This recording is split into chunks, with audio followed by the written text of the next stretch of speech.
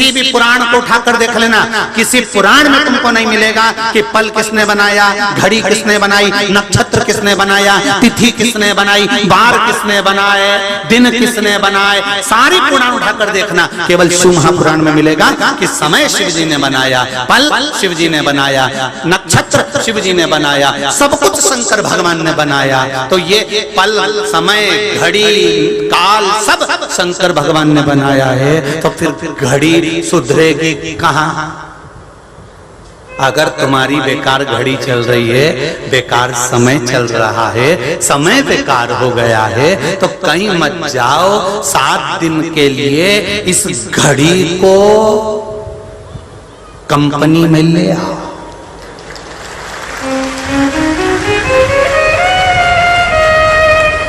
सात दिन के लिए इस घड़ी को, घड़ी मतलब शरीर, इसी का शरीर का सही समय नहीं चल रहा, ठोकर लग गई गिर गए, कुर्सी का पाया टूट गया गिर गए, बाथरूम में जा रहे थे गिर गए, एक्सीडेंट हो गया, ना जाने ऐसा कैसा समय चल रहा है। पंडित जी जरा देख कर बताओ, पंडित जी ने कहा ये करो वो करो सब ठीक होगा, पर समय फिर भी ठीक नहीं हुआ। हमने पंडित जी के भोजन कराया, कन्या भोज करवाया, भंडारा करवाया, सब कुछ करा, उसके बाद भी हमारा समय ठीक नहीं हो रहा। हमने तो पितरों के नाम पर पिंडदान भी कर दिया, हमने तो ये भी कर दिया, हमने तो वो भी कर दिया, सबके पास बहुत लंबी लिस्ट है कि हमने क्या क्या करा, तो भी हमारा समय ठीक नहीं आ रहा। तब निवेदन है, अभी तक घड़ी तुमने किराने की दुकान पर सुधरवाई थी, अभी तक घड़ी तुमने कपड़े वाले की दुकान पर सुधरवाई थी, तुमने अभी तक घड़ी कंपनी में नहीं भेजी थी। अभी शरीर को शिव महापुराण की कथा में लेकर बैठ जाओ, 7 दिन में ऐसी घड़ी सुधारेगा कि 3 महीने में पता चल जाएगा कि घड़ी ठीक है कि नहीं है, वो सुधार सकता।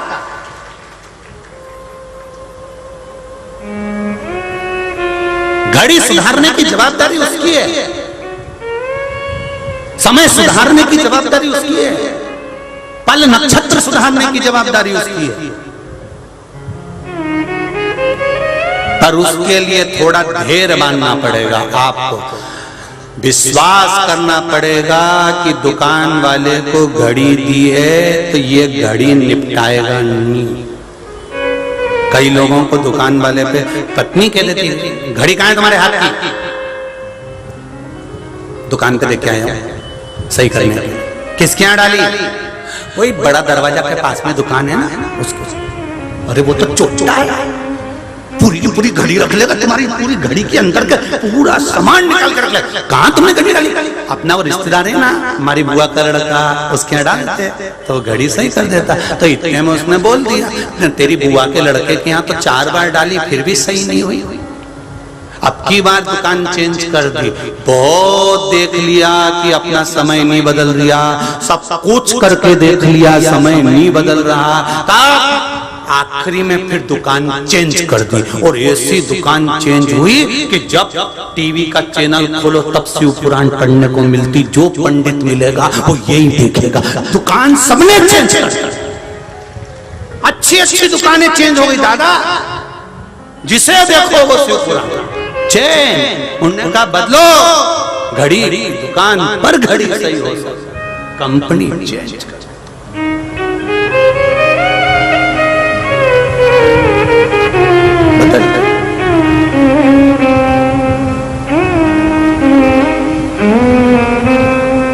जितने भी लोग इस कथा को सुन रहे हैं, धूप में खड़े हैं,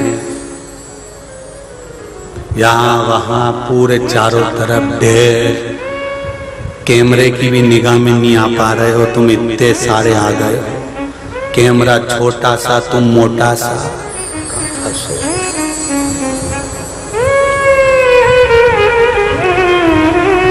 पर चिंता मत करना, कोई बात नहीं,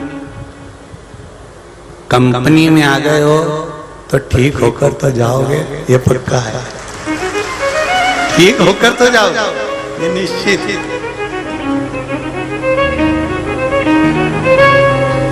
बहुत महाराज वो शिव है, कब के पर बैठकर भगवान शिव के मूल मंत्र का स्मरण करेंगे, भगवान शंकर से निवेदन करेंगे, बाबा देवाधिदेव महादेव, हे मेरे ओ घड़ी, हे मेरे शिव, हे मेरे दयालु दाता, मेरे कैलाशी, मेरे अविनाशी, मेरे शंकर, ऐसी कृपा करिए हमारे मन के मनोरथ को पूर्ण करिए। निर्मल भक्ति हृदय में दीजिए, शिव उपासना का भाव दीजिए, प्रेम दीजिए।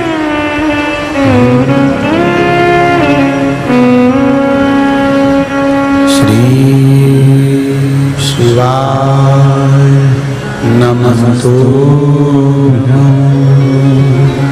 श्री शिवाय नमस्तुभ्यं, श्री शिवाय नमस्तुभ्यं, श्री शिवाय नमस्तुभ्यं, श्री शिवाय नमस्तुभ्यं। भोला सब दुख काटो ओ भोला सब दुख काटो। शिव शंकर जपूं तेरी माला, भोले बाबा जपूं तेरी माला, भोला सब दुख काटो ओ भोला सब दुख काटो।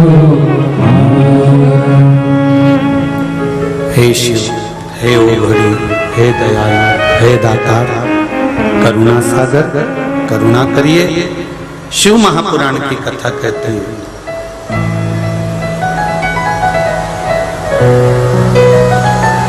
दिया दीप सोने का है कि मिट्टी का है, उसका कोई फर्क नहीं पड़ता। दीपक सोने का है कि मिट्टी का है, उसका कोई फर्क नहीं पड़ता।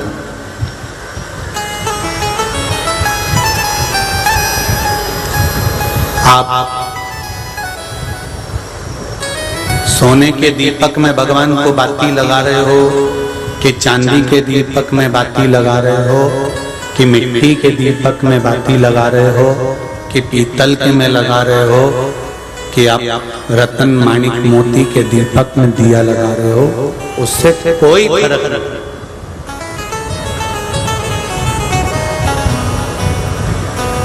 फर्क ये पड़ता है कि दीपक में जो बाती लगाई गई उससे प्रकाश कितना। हम चांदी का दिया लगाते हैं गुरुजी, कैसा होता है? हम पीतल का दिया लगाते हैं गुरुजी, कैसा होता है? हम इस मिट्टी का दिया लगाते हैं, दिए से मूलता नहीं है, मूलता जो घी भरा है, जो बाती लगाई है, वो बाती का प्रकाश कैसा हो।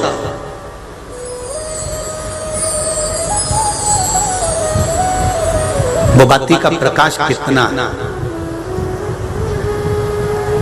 वो बाती के प्रकाश का क्या मूल्य।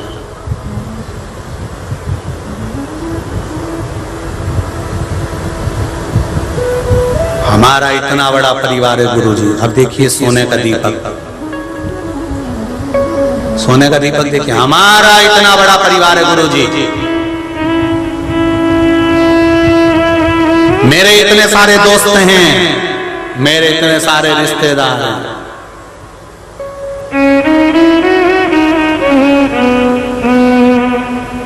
ठीक है, ये सब सोने के दीपक है। प्रकाश किसका कर रहे हैं? जब आपका दुख का समय आया, जब आपका घड़ी पल बेकार आया, समय बेकार आया, तो आपके रिश्तेदारों ने, आपके कुटुंब ने आपको 2-2, 5-5 लाख रुपए लाके दिए क्या? बोलो तो जरा जम के, किसी रिश्तेदार ने आकर कहा नहीं साहब हम तुम्हारे को पूरी दुकान डलवा देते हैं, तुम 1 रुपया वापिस मत करना, तुम्हारी दुकान में माल भी हम भरेंगे, जमीन भी हमारी, जगह भी हमारी, माल भी हमारा। क्या रिश्तेदारों के पास में धन नहीं था? क्या खूब था, संपदा नहीं थी क्या? खूब थी।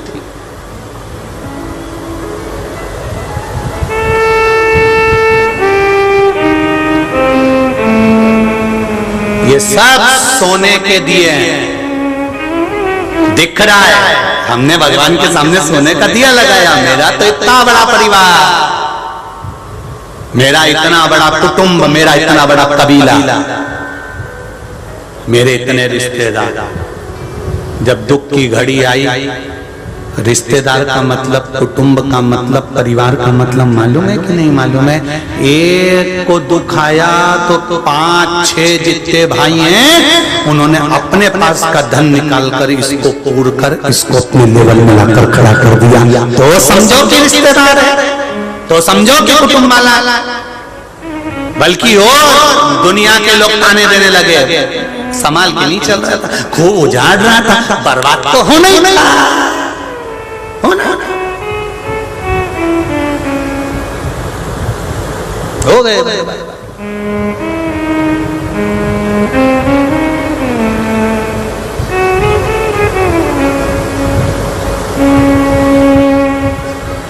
अच्छे समय में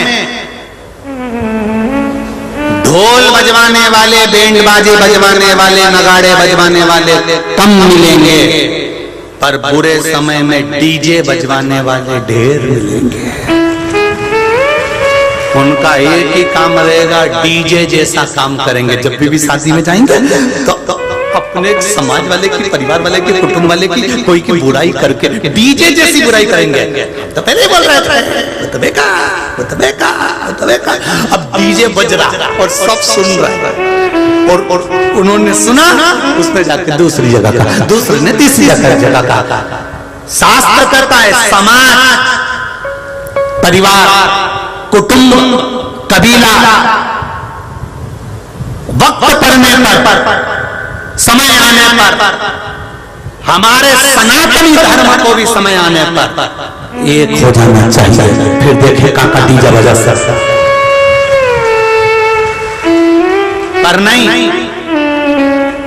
एक अगर आगे बढ़ रहा है तो दूसरा उसका पांव खींचकर पीछे कर रहा है। तो इससे तो वो मेंढक का चरित्र अच्छा है।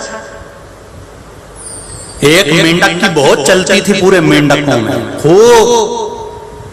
और उन्हीं मेंढक में एक मेंढक ऐसा था वो किसी की नहीं सुनता था, क्योंकि बेचारा सुन भी नहीं सकता, बहरा था, तो मेंढक को सुनाई नहीं देता था। अब एक मेंढक एक पेड़ के ऊपर चढ़ रहा था, बार बार चढ़ रहा, फिर वो गिर रहा, फिर चढ़ रहा, फिर गिर रहा, फिर चढ़ रहा, फिर गिर रहा। जब मेंढक बार बार चढ़े फिर गिर जाए तो इसने सबसे कह दिया, पूरे परिवार वालों से, पूरे समाज वालों से, पूरे गाँव के लोगों से, कि सुन लो रे मेंढक कौन, अब इसके ऊपर नहीं चढ़ सकते, तुम चढ़ के देख लो। सारे मेंढकों ने चढ़ के देखा, नीचे गिर गए, कोई नहीं चढ़ पाया। अब वो बेहरा जो मेंढक था ना, वो इनको चढ़ता हुआ देखता, गिर जाता तो खुश होता। अब बेहरा बेचारा करे क्या, उसको सुनाई तो दे ही नहीं पड़ा।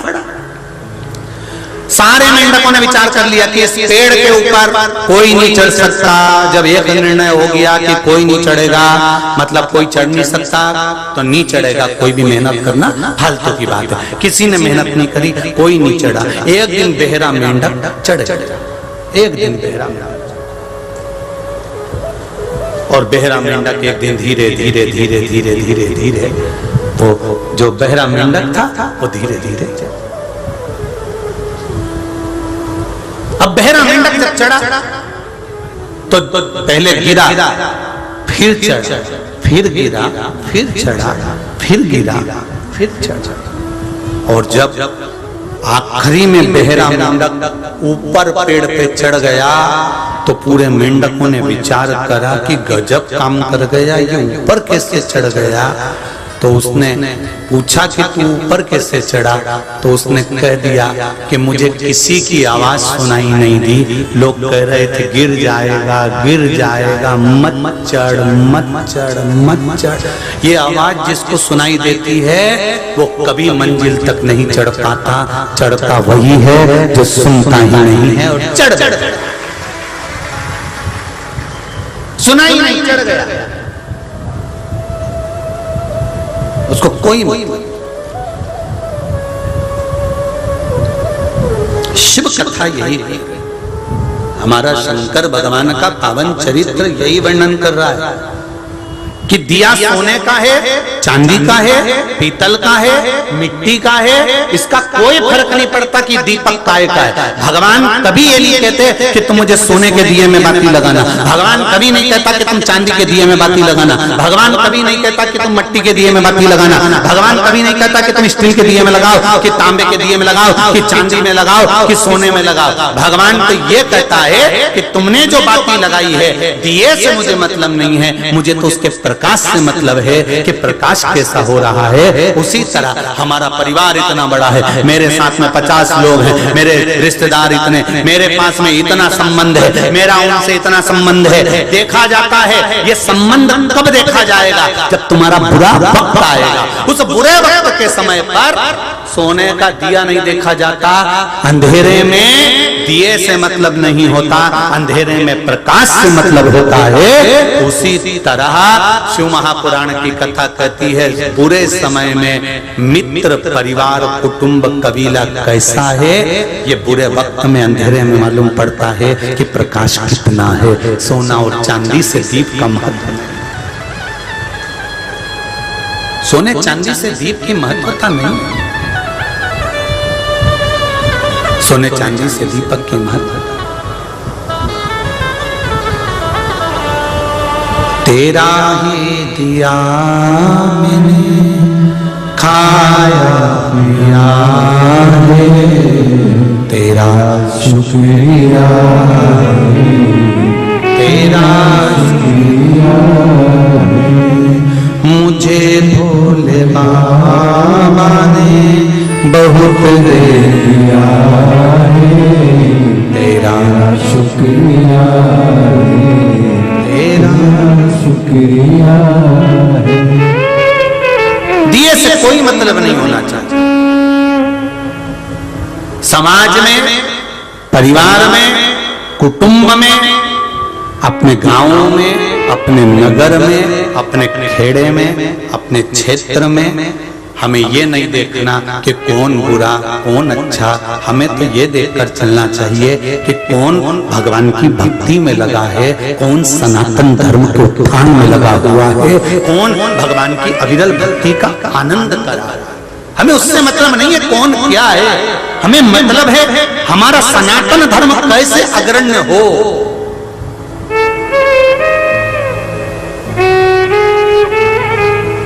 हम कैसे भगवान की भक्ति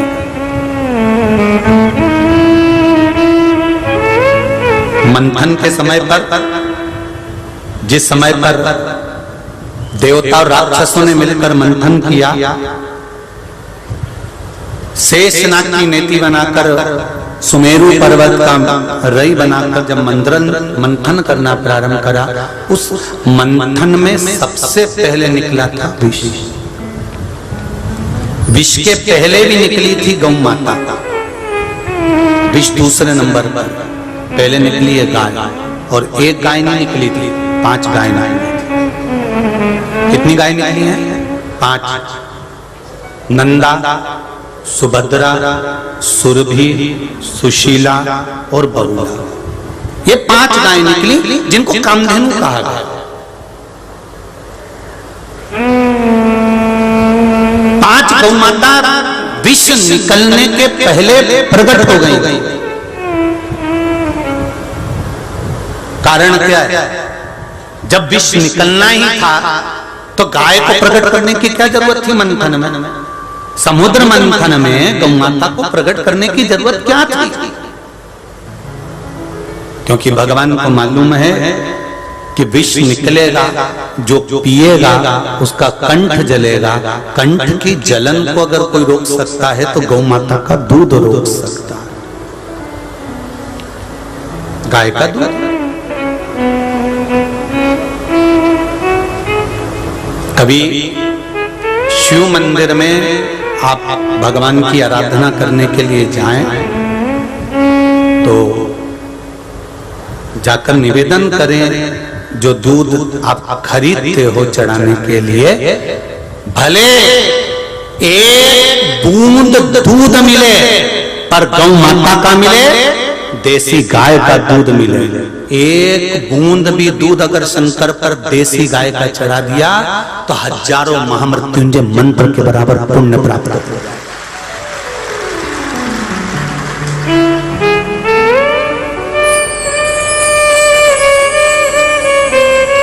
एक बूंद चढ़ाओ, ज्यादा नहीं है ना सामर्थ्यता, थोड़ा चढ़ाओ, पर उतना आपके दिल से, अपने हृदय से, अपनी चिंता से, अपनी वृत्ति से चढ़ना चाहिए, मन से चढ़ना चाहिए।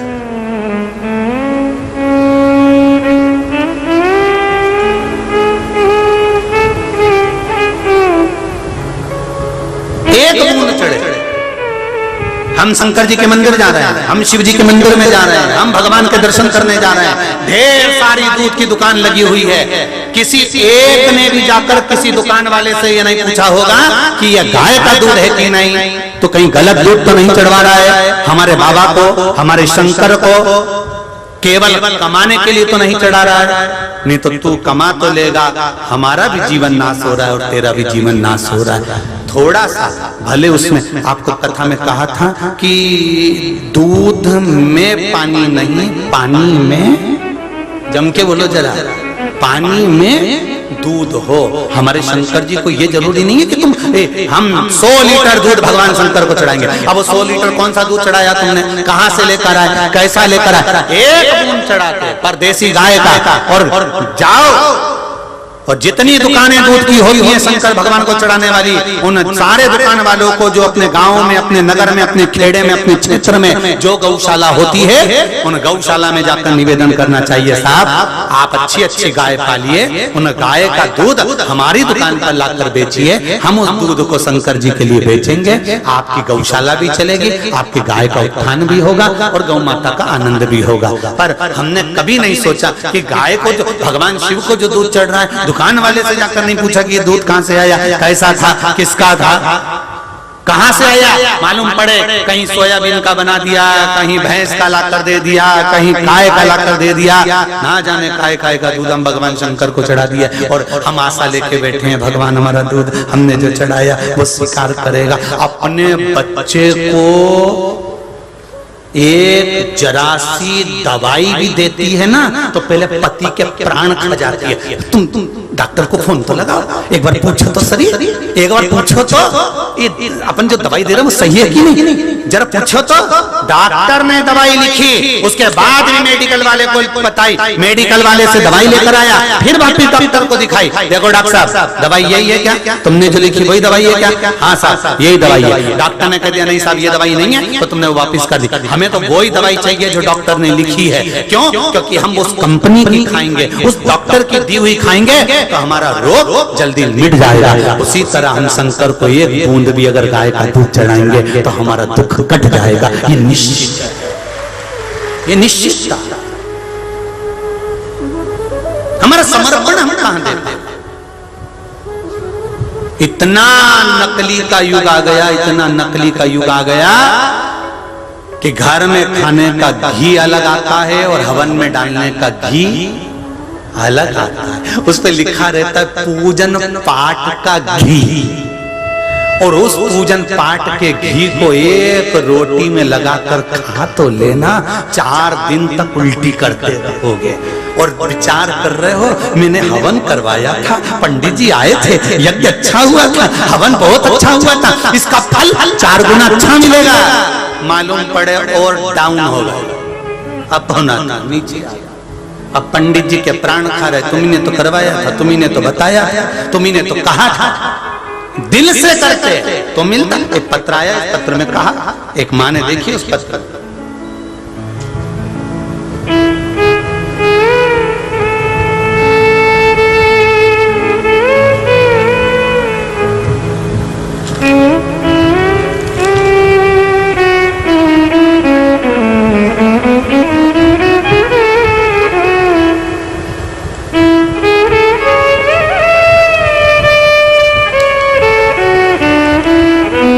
मैं भाग्यश्री गरुण औरंगाबाद से आई, कहीं बैठी हूँ, तो हाथ हिलाइएगा। आप ही हैं? दोनों हाथ हिला दो एक बार। श्री शिवाय नमस्तुभ्यम। हाथ हिलाइए इस तरह से।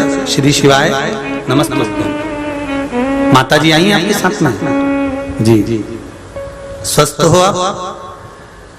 गुरुदेव, मेरी माँ को माड़ी में गांठ हो गई थी,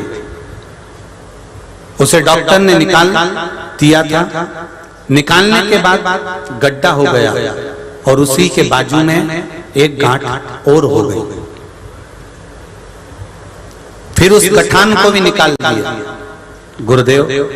फिर वापिस तीसरी बार उसके ही पास में फिर एक गांठ हो गई, नारियल जैसी बड़ी से बड़ी गांठ हो गई गुरुदेव। हमने सोचा डॉक्टर से बार बार गठान निकलवा रहे हैं, अम्मा की तबीयत भी, माता भी उम्र वाली हैं, उनके स्वास्थ्य खराब हो रहा है। डॉक्टर को दिखाया तो उन्होंने कहा फिर वापस ऑपरेशन करना पड़ेगा। लाखों का खर्चा पहले कर चुके थे, फिर एक ऑपरेशन का बोल दिया। फिर हमने टीवी पर पशुपति व्रत को सुना और पशुपति व्रत किया। एक लोटा जल, एक बेलपत्र का प्रयोग करना प्रारंभ करा। गुरुदेव, बाबा की कृपा से गांठ कहाँ चली गई मालूम ही नहीं पड़ पाया। मेरे साथ में मेरी माता भी आई हैं जो ठीक होकर यहाँ आई हैं साथ में। हाथ हिलाइएगा। हर हर महादेव। विराजिए। श्री शिवाय नमस्ते। शिव आराधना ही बोलना है। देव जरा माइक जल्दी जल्दी।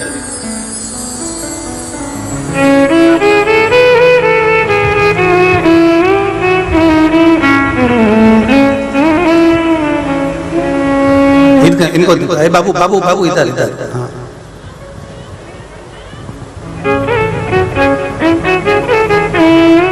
हाँ बाबू। श्री शिवाय। श्री क्षेत्र परली वैजनाथ में देवभूमि में गुरुदेव को कोटि कोटि प्रणाम। गुरुदेव, मेरा दिसंबर 2006 में बाईपास हुआ। 21 साल के बाद मैंने पूना में एंजियोग्राफी किया। पूना का डॉक्टर बोला आपको पुनः बाईपास करना पड़ेगा। मैंने 4 महीने से बेलपत्री चढ़ाया, अक्षत चढ़ाया।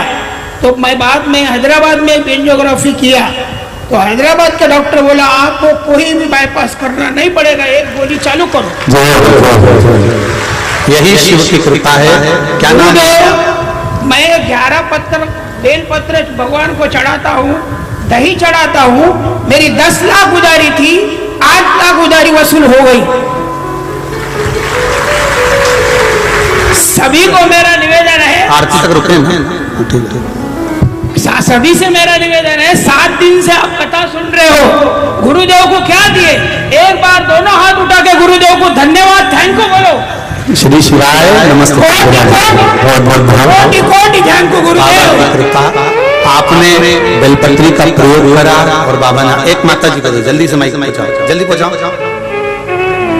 बोलना सबको है पर इतना समय नहीं है, जल्दी जल्दी करिए। श्री शिवाय नमस्ते। बाबू एक मिनट देव उधर जल्दी से।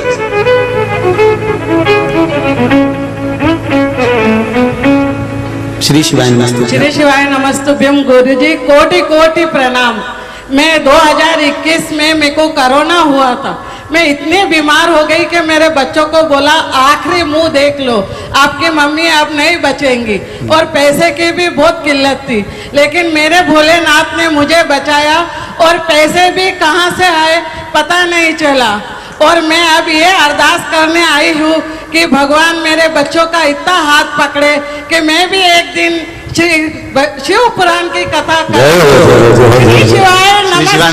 बस बाबा ने सुन लिया। बाबा है तो सब है। बेटी बेटी बाबा की कृपा है। आनंद के साथ, भाव के साथ श्री शिवाय। बहुत सारे लोग बोलने वाले बाबू, चल पहुंचाओ एक माइक जल्दी पहुंचाओ, भैया के पास भेजो जल्दी जल्दी। एक दूसरे को ट्रांसफर करते जाओ माइक माइक। हाँ पहुंचाइए जल्दी जल्दी जल्दी दो। शंभो शरणी मांगू घड़ी ले दुख कारणो दया करी श्री शिवाय नमस्तुभ्यम। हर हर महादेव। हर हर महादेव बाबा। गुरुजी, मैं महाराष्ट्र पुलिस से हूँ, बुल्ढाना डिस्ट्रिक्ट से आया हूँ 2.5 साल से, 2.5 किलोमीटर से। 3 दिन से कथा सुन रहा हूँ सर। आज मैंने 16 जन मेरे परिवार के लेकर आया हूँ और आने में लेट हो गया हो, तो आपके दर्शन नहीं हो रहे थे करके मैं ये जो चप्पल रखी है वहाँ बैठा हुआ, आपका कोई लाइनमैन वाला आया, उन्होंने बोला कि वायर कटा है, तो मैंने जैसे ही हाथ लगा मुझे करने लगा, लेकिन कुछ हुआ नहीं। ये शिव की कृपा है सर महाराज। ठीक है, मतलब ठीक हो गई है। हो गई सर। अब सर दूसरी बात है, मैं पुलिस से ड्यूटी करके आ रहा होता, मैं आपकी शिव कथा एयरफोन करके लगा के आ रहा हूँ। मेरा सर अपघात हो गया, मैं हाईवे रोड पे हूँ, हाईवे रोड पे इतने जम से गिरा हो कि पीछे से एक कार आई, मैंने शिव का नाम लिया, गाड़ी वहीं रुक गई और ना मुझे ना फ्रैक्चर हुआ ना कुछ हुआ। अभी ठीक तो है ना बाबू? ओके सर, ड्यूटी चालू है सर, आपकी कृपा चाहिए सर। पुलिस में सर्विस वहीं पर है? हाँ सर, मैं बुल्ढाना डिस्ट्रिक्ट में अमरापुर पुलिस स्टेशन को। जी जी जी, बहुत बहुत बाबा की आपका आशीर्वाद ऐसे रहूंगा सर। शिव कृपा। मुझे बहुत जल्दी शिहोर आना है महाराज। जरूर बाबा बुलाएगा। शंभु शरण में पड़ी मांगू घड़ी रे घड़ी, दुख काटो दया करी दर्शन आओ। शिव उपासना का फल यही है, सारी समस्या का हल। जरा जम के बोलो, सारी समस्या का हल केवल शिव की आराधना करना, भगवान शंकर के द्वार जाना, शिव की अर्चना करना, एक लोटा जल निस्वार्थ भाव से। हमें कुछ बाबा से मांगना नहीं है, हम निस्वार्थ भाव से भगवान के मंदिर में जाए, हम निस्वार्थ भाव से बाबा को कहें और दिल से कहें, वो सुनेंगे। शिव पुराण कह रही है महाराज, 3 भगवान शंकर जब मंथन के समय पर निकला तो सर्वप्रथम गौ माता निकली। गाय को निकालने का कारण केवल इतना था कि इसके पीछे जो विष निकलेगा वो विष गाय का दूध उस विष को दबा देगा। देखिए कितना सुंदर वृतांत वर्णन किया गया है। अगर रोग दिया है परमात्मा ने तो उसकी औषधि भी इस पृथ्वी पर दी है, इस पृथ्वी पर औषधि दी है। ऐसा नहीं कि औषधि नहीं है। शंकर भगवान पर अगर आप जल चढ़ा रहे हैं, शिवजी पर आप बेलपत्र चढ़ा रहे हैं, और कौन सी बेलपत्र खाना है? आपके यहाँ थोड़ा सा महाराष्ट्र में हमने देखने को मिला कि 6 पत्ते की 7 पत्ते की बेलपत्र बहुत सारी मिल जाती है, 8 पत्ते की बेलपत्र बहुत सारी मिल जाती है। पर हमारा निवेदन है 3 पत्ते के वृक्ष के अंदर जो बेलपत्र लगे, 4 पत्ती की, 5 पत्ती की, 7 पत्ती की, हमने कथा में कहा है, वो मूल है, उसकी मूलता है महाराज। हम उसकी मूलता को हम जाने।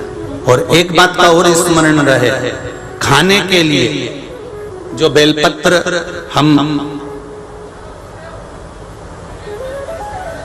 जी जी भगवान हम जो बेलपत्र खाते हैं भगवान शंकर पर चढ़ी हुई, वो 3 की बनी हुई एक बेलपत्र वाली नहीं खाना।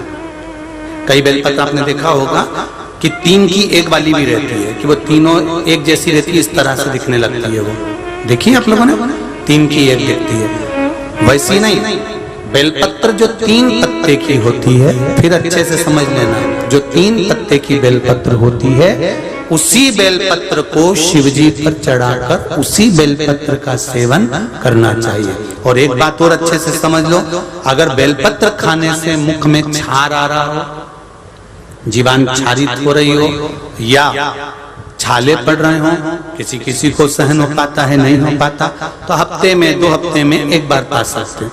वो भी हो तो बेलपत्र को सुखाकर या बेलपत्र की गोली बनाकर पानी से निगल भी सकते हैं, पर उसका जो प्रयोग है, उसका जो आनंद है, वो आनंद ही देगा, उसका फल मिलेगा। शिव पुराण कह रही है, भगवान शंकर का चरित्र कराए, मंथन में सबसे पहले निकली गौ माता, 5 गाय निकलने के बाद इन्हीं गाय को कामधेनु कहा गया है। शंकर भगवान को 1 बूंद दूध चढ़ाओ, पर गौ माता का देसी गाय का दूध चढ़ाइए, उसका फल आपको जो मिलेगा वो एक आनंद कर जाए। 1 बूंद चढ़ाओ, ज्यादा भले ना चढ़े। हमने पहले भी कहा था कि दूध में पानी नहीं, पानी में दूध। पानी में थोड़ा भी दूध है तो उसका फल है थोड़ा सा। शिव पुराण कहती है महाराज, समय आया एक बार भगवान शंकर की कथा कहती है, जब बाबा देवादिदेव महादेव आनंद के साथ विराजमान थे, तब माता पार्वती जी भगवान शिव जी के पास में बैठी थी और पार्वती जी ने भगवान शंकर से एक प्रश्न कर दिया। बाबा शिव जी से कहते हैं, बोले, हे स्वामी, हे प्रभु, सारे देवताओं ने अमृत का पान किया, सारे देवताओं ने अमृत पिया, और अमृत पीने के बाद में विष आपके पास ला कर दिया, आपके पास पहुंचाया, ये विष आपके पास आया।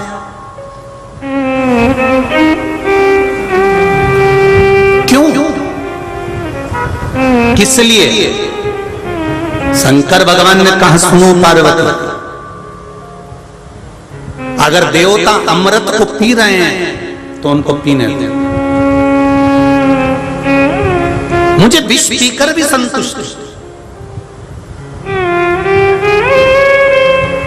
दुनिया का परम धन है संतोष।